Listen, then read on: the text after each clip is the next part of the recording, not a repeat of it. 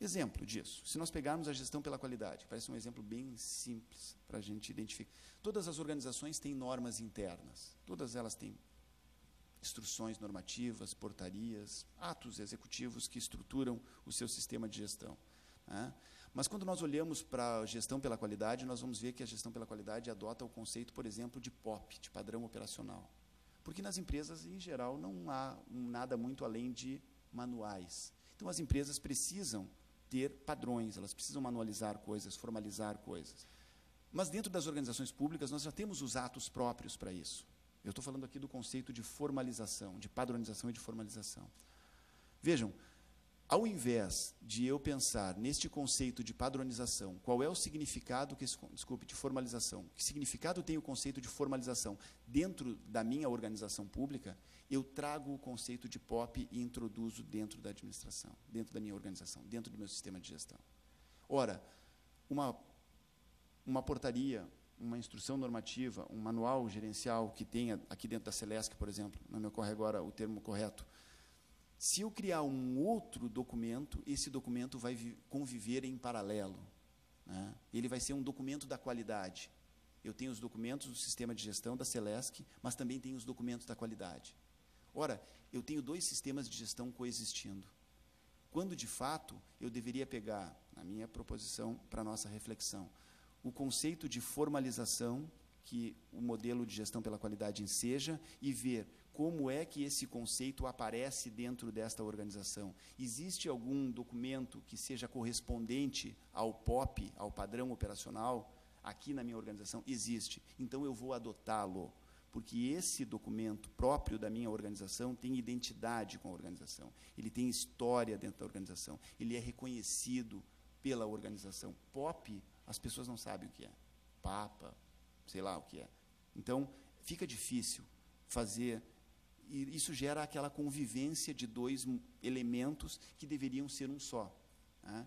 E aí faz com que nós tenhamos aquela coisa assim, puxa, lá vem o pessoal da qualidade de novo. Puxa, lá vem o pessoal querendo que a gente revise aqueles POPs. Puxa, lá vem o pessoal que quer aqueles indicadores, não sei o quê, né? Excepcionalmente isso acontece. Então, a ideia de fundo é essa, né? Dessa última etapa, da quinta etapa, que é a ressignificação dos conceitos.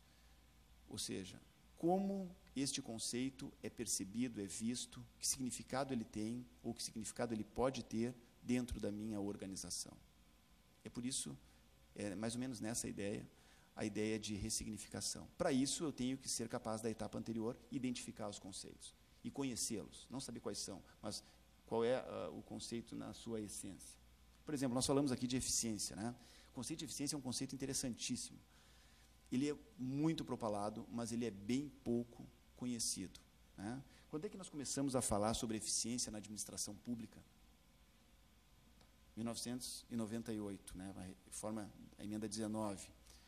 A emenda 19 trouxe a eficiência como um conceito, como um princípio constitucional. Mas se vocês estudarem a trajetória, como é que se chama? Processo legislativo, né, que redundou na inclusão do princípio da eficiência no caput do artigo 37 da Constituição Federal, vocês vão ver que aquela ideia, aquele conceito de eficiência lá, aquele termo, né, tem um significado totalmente diferente da ideia original. Se vocês forem olhar na primeira redação, que foi aprovada na Câmara em 2 votações, lá na Câmara o princípio era legalidade, impessoalidade, publicidade, enfim, e qualidade do gasto público, qualidade do serviço público, melhor dizendo. Isso é um princípio, isso estava como um princípio. Lá no Senado ele foi transformado. Alguém lá entendeu que não deveria ser qualidade do gasto público, desculpem, do serviço público, mas de eficiência, né? Aí, lá pelas tantas, apareceu o conceito de eficiência no caput, foi promulgada a emenda e passou-se a falar. Bom, quando nós vemos a promulgação da emenda, nós começamos a pensar, o que é isso, eficiência? Né, vários doutrinadores, e em geral o pessoal da área do direito, que é aquele que primeiro se debruça sobre essas coisas, eles começaram a fazer interpretações do que é a ideia de eficiência. E essas interpretações derivaram para aquilo que é óbvio, o que se procura, né, na administração pública, que é uma ideia de qualidade do gasto. Só que a ideia de eficiência, o conceito de eficiência tem 300 anos. Ele é um conceito definido, ele é um conceito fechado, da economia, bem definido. E ele não tem absolutamente nada a ver com qualidade do gasto público. O que nós buscamos na administração pública está longe de ser a ideia de eficiência, no conceito estrito de eficiência. O que nós buscamos é aquilo que o presidente falou. Nós buscamos é a qualidade, o bom atendimento do cidadão, a garantia de que ele vai permanecer satisfeito com o trabalho que nós prestamos. É isso. Nós chamamos isso de eficiência, mas eficiência não é isso.